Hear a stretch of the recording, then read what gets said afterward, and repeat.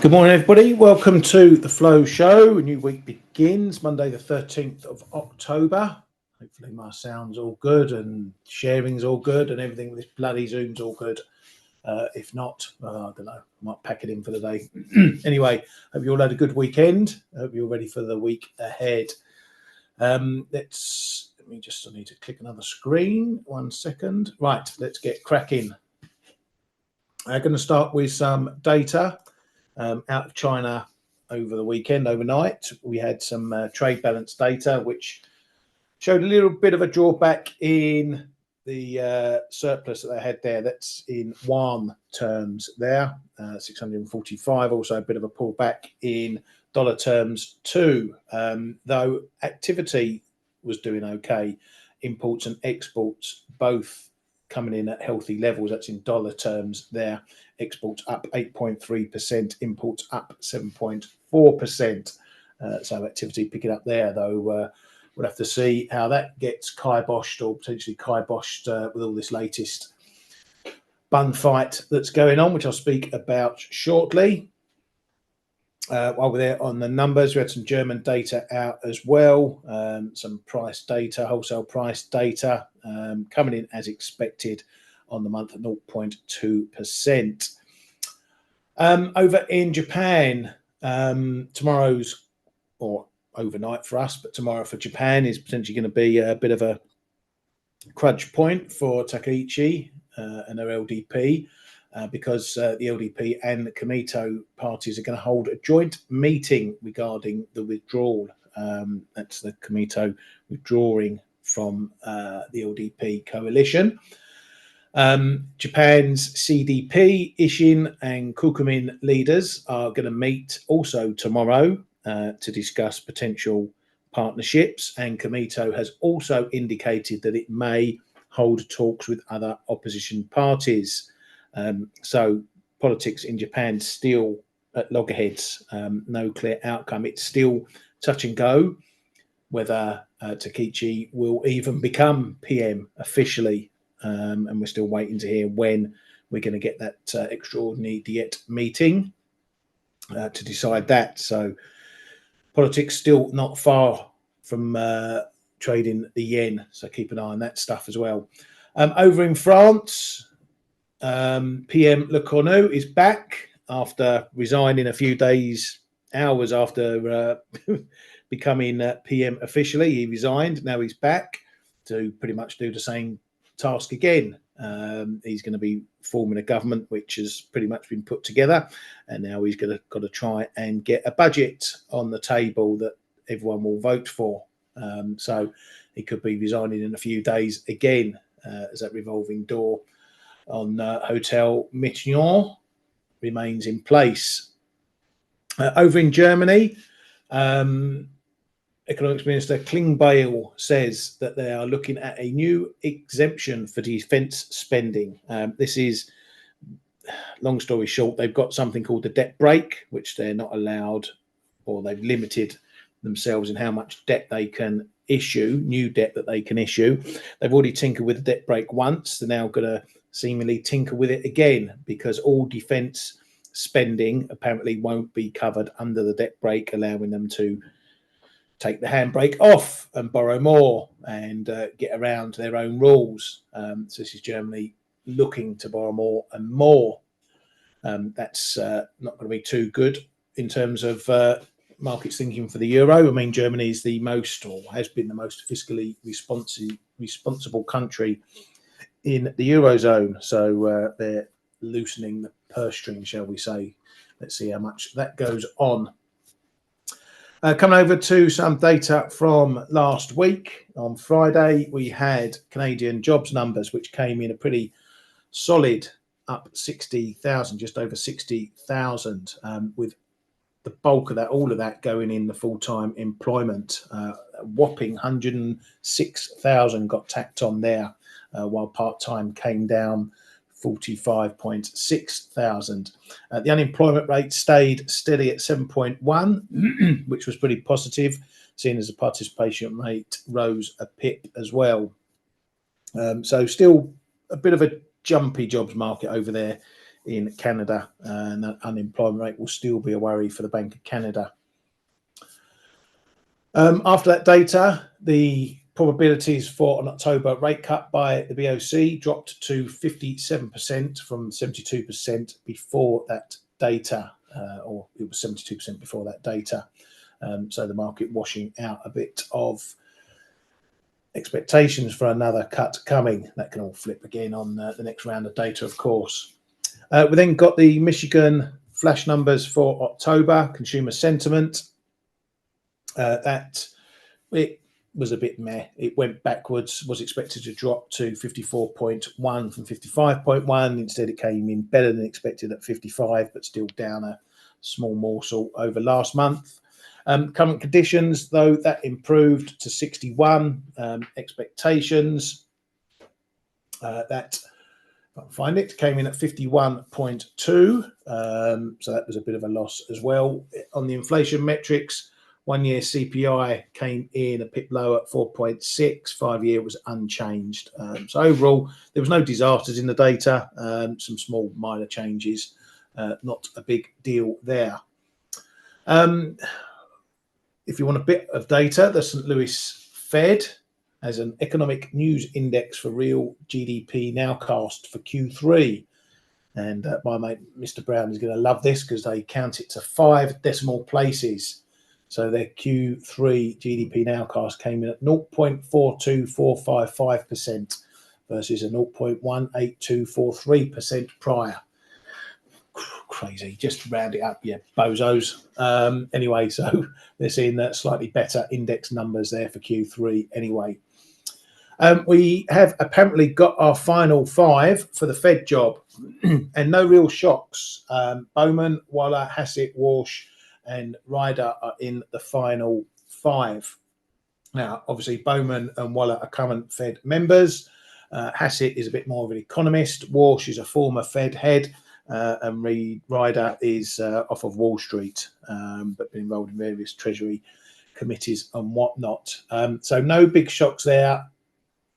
We'll have to see how we know pretty much sort of Bowman's and Waller's standpoints as some of the others. It looks like on the face of it, nothing the market to get its teeth stuck into.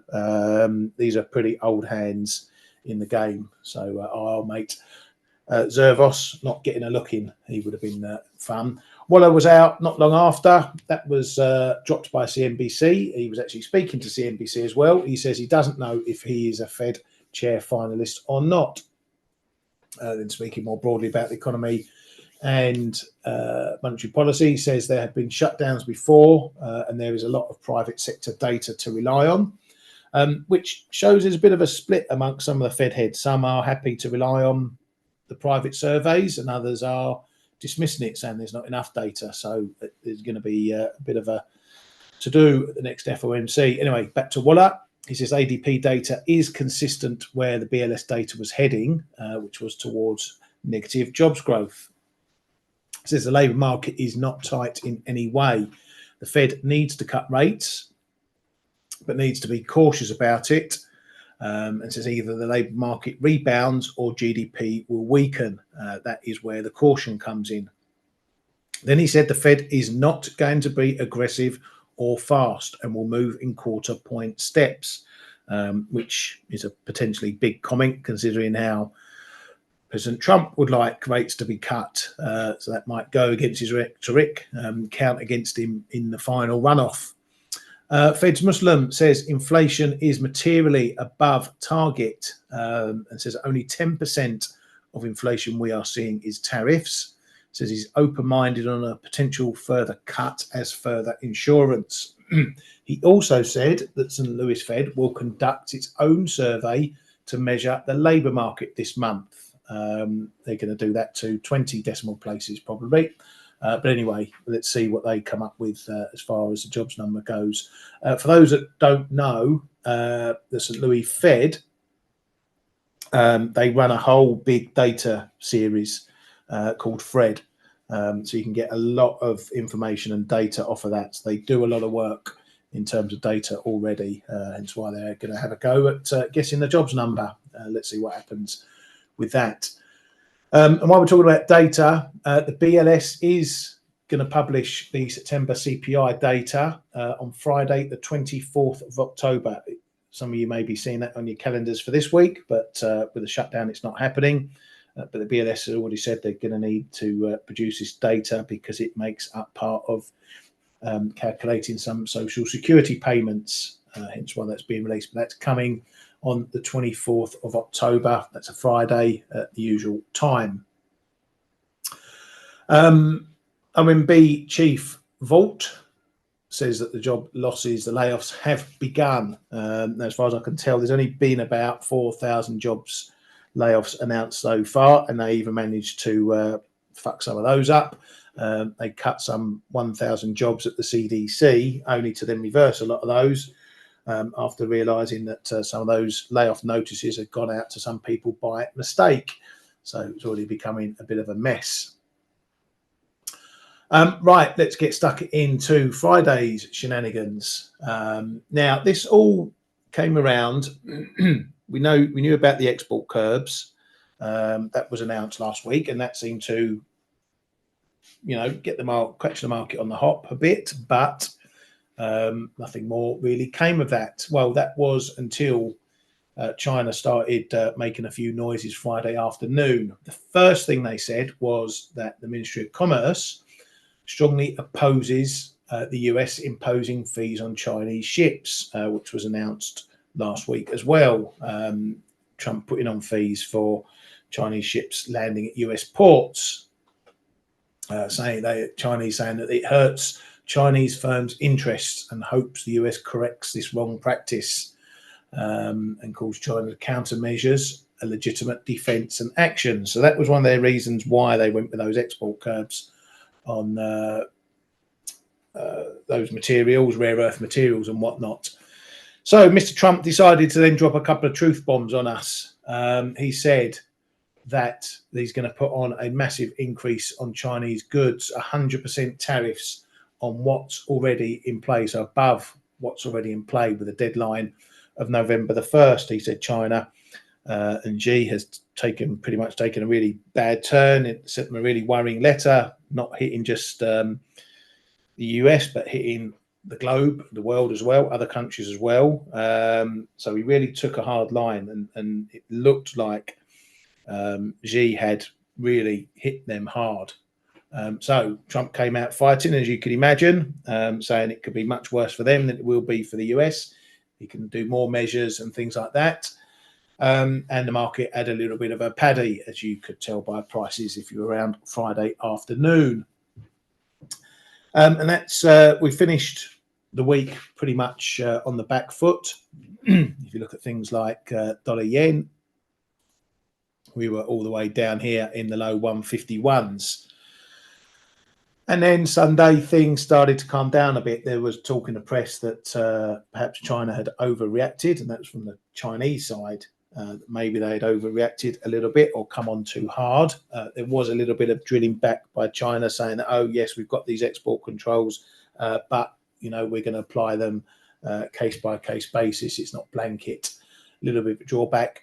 And then Mr. Trump dropped a truth bomb late last night saying, don't worry about China. It will all be fine. Highly respected President Xi just had a bad moment. He doesn't want depression for his country, and neither do I. The US wants to help China, not hurt it. So obviously everyone's looking at what the markets were doing back then. Bitcoin absolutely fell out of bed.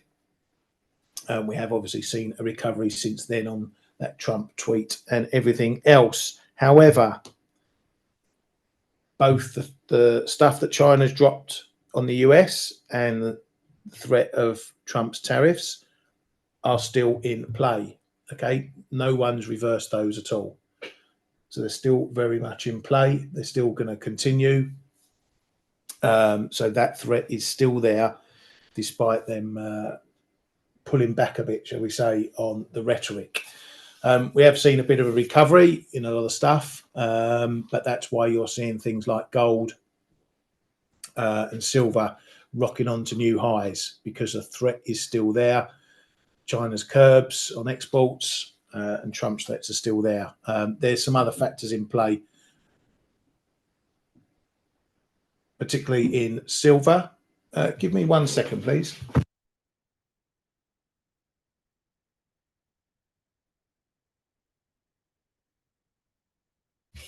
Sorry about that. There's someone rattling around the garden, and it's just a window cleaner. Didn't realise he was coming today. Thought I was being broken into. Anyway, so we've still got these curves in play. We've still got metals moon shooting, so that's not going to change at all, really. But we have to see what headlines we're going to get from this point forward. We'll have to get on. In the meantime, prices, as you can see, gold, silver reaching new time highs. There is other news. Again, this has been put in our chat room by Michael. There are shortages now being called upon. People shipping silver around the world, taking physical delivery, blah blah blah. So it's all the usual stuff that might snowball into something to keep these prices supported as well. If there's going to be shortages, people want to load up. There's arb trades as well going on, different prices between US. A bit like what we saw in gold a couple of months ago. Same things now happening to silver. But we're probably going to see these precious metals supported for quite a while now until perhaps things calm down. So that's where we're at coming into Monday. We need to have a look at what's coming up this week. It is a partial US holiday today. Bond market is closed, but stock markets will be open. So we'll get a bit of reaction to all that weekend news. Stock futures have most certainly recovered from the pit they fell into on Friday.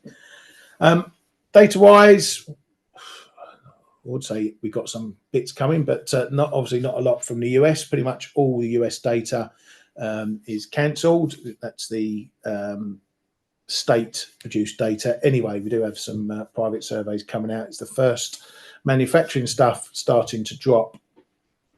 So tomorrow we get the RBA minutes. We'll see if there's anything in there we don't already know. That German CPI is the final number, so it shouldn't be too much. By that, we finally get some UK data this week, which has been a bit quiet on the data front from the UK. So the pound will be taking an eye on that. We get the labour market report for what that's worth tomorrow morning. A bit of data out of Switzerland, Zoo survey. We'll see how crappy things are over there. We will get the NFIB Small Business Optimism Index. So we'll see how small and medium-sized firms are faring at the moment. Wednesday, China produced some prices data, CPI and PPI. So again, we'll see whether things are picking up over there. Inflation hasn't been that great over there still, and the market is expecting some rate moves from China towards the end of the year. We get the Empire Manufacturing Index, which has been a bit of a loose cannon, shall we say, over the last year or so. It used to be a good bellwether for manufacturing, but manufacturing has been down in the dumps for over 2 years now, so that data might not get anything. But we will look at components like jobs and prices, because that's what the market is looking for in terms of the Fed. We get some manufacturing or machinery orders from Japan on Thursday, jobs data from Australia as well. So that will either back up or not what the RBA last said at their meeting. We get some GDP data from the UK, industrial production as well. Again, a lot of this data has been fucked up, basically, to put it bluntly.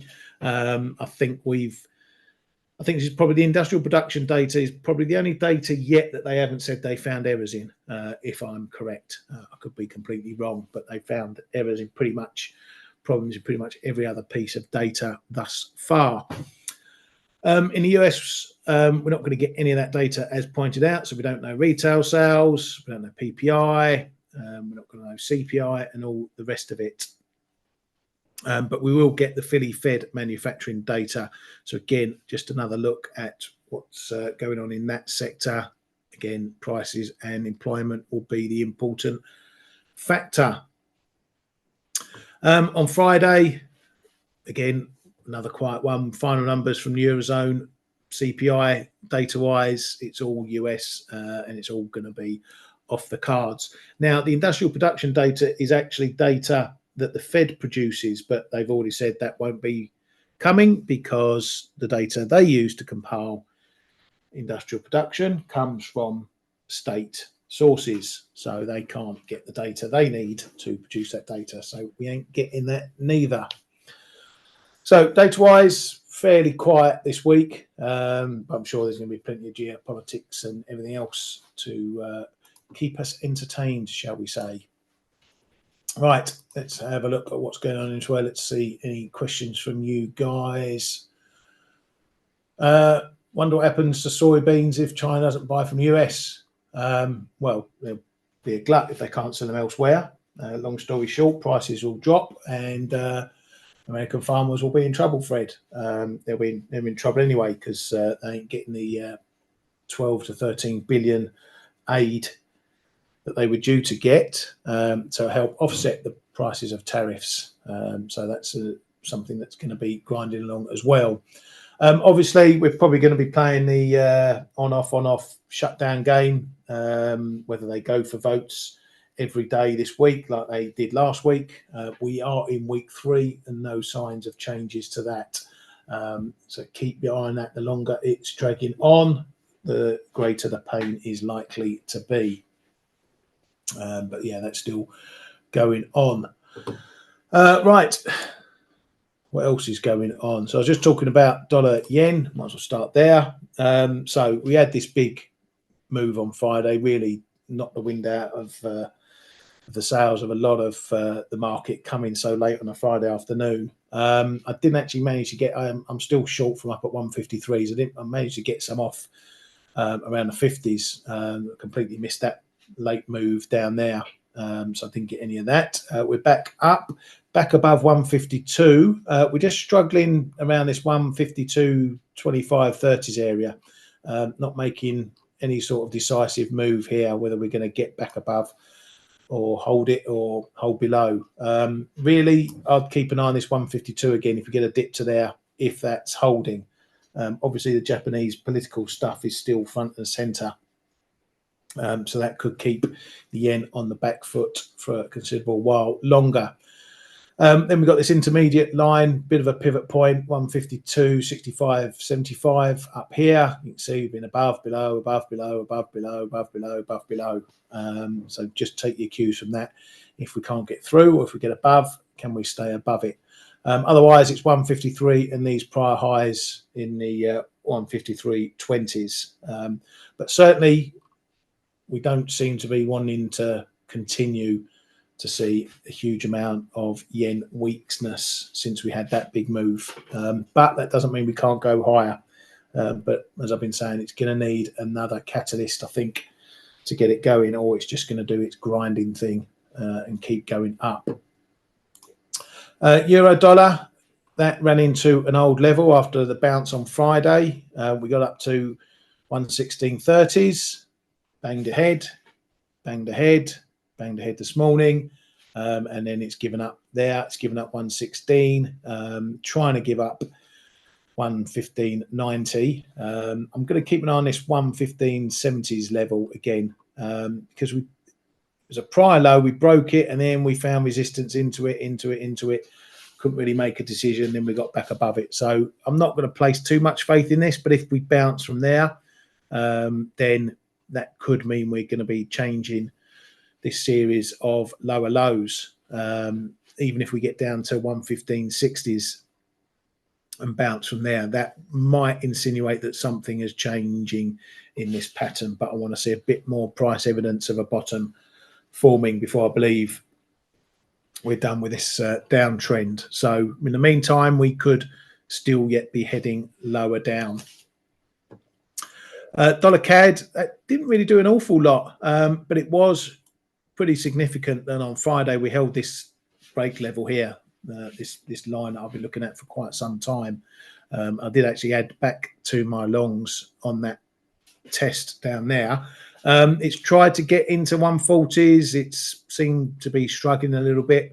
We need to keep an eye on this 140.20s and those highs up at 30. So the old fib around here, unless we're breaking above that and really holding it more than we've done in this sort of price action. You can forget about further upside.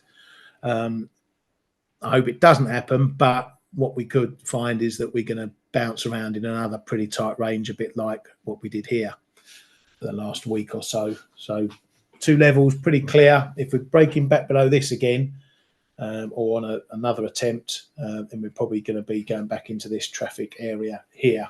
But while we stay above it, keeps the top side in play. Euro sterling, that had a failure at the 87.20 on Friday, and it's pretty much been downhill ever since.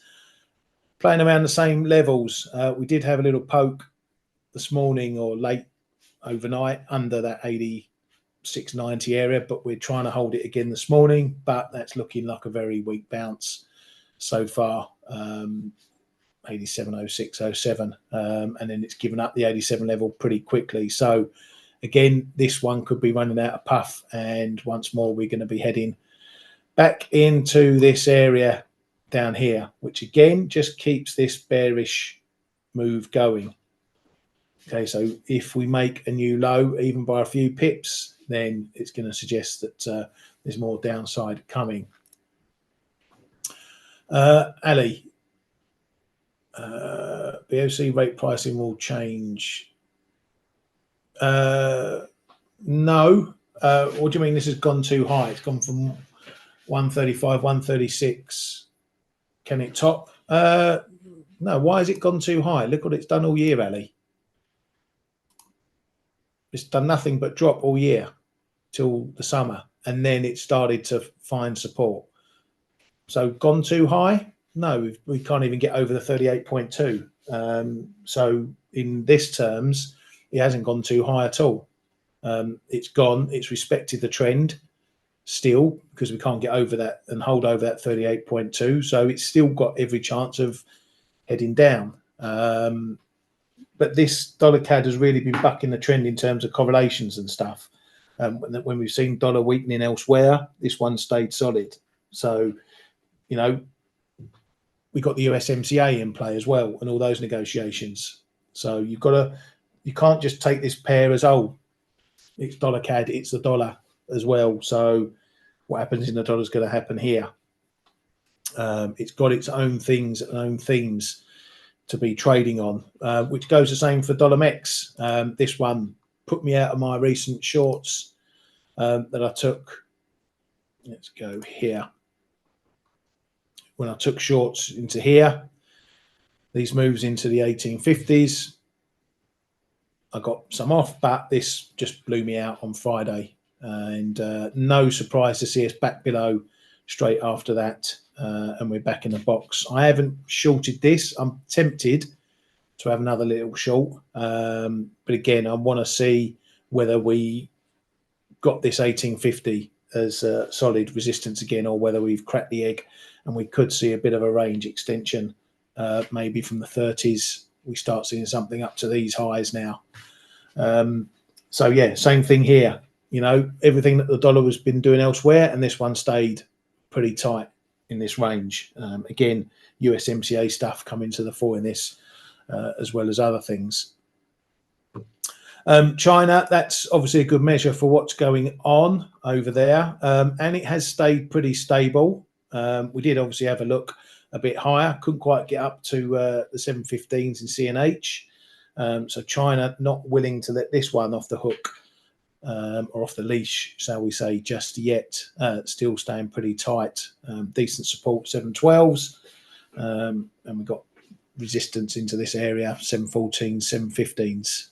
If they start to let this go, that will show that something's going on, and obviously you're going to see it first in the CNY. So if you're looking at all this US-China bum fight, from the Chinese side, keep an eye on the currency on the yuan, because that will show you whether they're taking stuff seriously, and anything Trump throws at them, they're going to combat by moving their rates around, their FX rates around. Euro Swiss, really sticking like glue. Yes, we did have that move down, that risk move down on Friday, but we're back in the 93s now. That sort of pretty much confirmed the range, even though we keep getting these little extensions, but we're not holding any of these breaks of that 92, 85, 90 area. So this one is still very much locked in place in this range. We've had these extensions, we've had these moves above, but otherwise it is in a pretty solid consolidation range at the moment. And while it's in that range, try not to get cut up in the middle. Try the edges. If you get moves to extensions, try the edges. The same with dollar Swiss, similar sort of picture. Talking about this last week, we had a run up, got up to this next area, nearly got up to the 81s, couldn't quite. Now we're back below, and now we're finding a bit of resistance into this 80-30 level again. So this one goes back in the box as well. Now, I'm not saying it's all dead and buried and all this stuff with Trump and China is all finished with. It could escalate further, and then we're going to see more risk-off moves. But if we get a further dial down, if we get the meeting that was scheduled to happen, supposed to happen, going ahead between Trump and Xi, that might calm things down further. But yeah, a little bit of chest beating going on for this one. One of the movers that we got, and we're not going to get a reaction today because bond markets are shut, was yields finally decided to make a move again just on those headlines. We saw a dip down, got down to 403, not quite as far as the 4% mark or these prior lows. We've recovered a bit. I suspect if there's no real news when these reopen on Tuesday, we're probably going to creep back up to the 410, 412 area, looking like we were going to go for another test at the 420. So because these are shut, just keep an eye on the dollar. If it gets out of kilter, potentially with what yields are doing, particularly in dollar yen as well. You're out of all your Swishy shorts. Good. Made some nice money there, Ali. Well done, mate. Right. Anything else for anything else? Quick look at the Aussie. Similar picture. We've had this impulsive move down. It nearly got down to the trend line. It got down to this 84, 80 level, which is, again, one of those on-off, on-off, on-off, on-off lines. Couldn't stay below. The bounce has got us up to the zone, and we're just finding a bit of resistance coming into that zone. So, again, after that high, we're seeing a bit of a bearish pattern developing, though it is a bit more news-driven than what we're seeing in some of the other pairs. But, you know, it is what it is. If we can't get through this zone, then maybe we are heading for a bit of a trend lower. So keep an eye on that as well. Not much else. Not much else. Yeah, it's a US holiday. As I said, Dimmy, half the market is shut. Stocks will be open, but bond markets won't be. I'm not sure if stocks are on half day either. I have to check that out. Not sure. All right, well, let's have a nice early one to kick the week off. So there's not much else going on at the moment. Trade safe, everybody. Have a great week, and we'll catch up with you again tomorrow.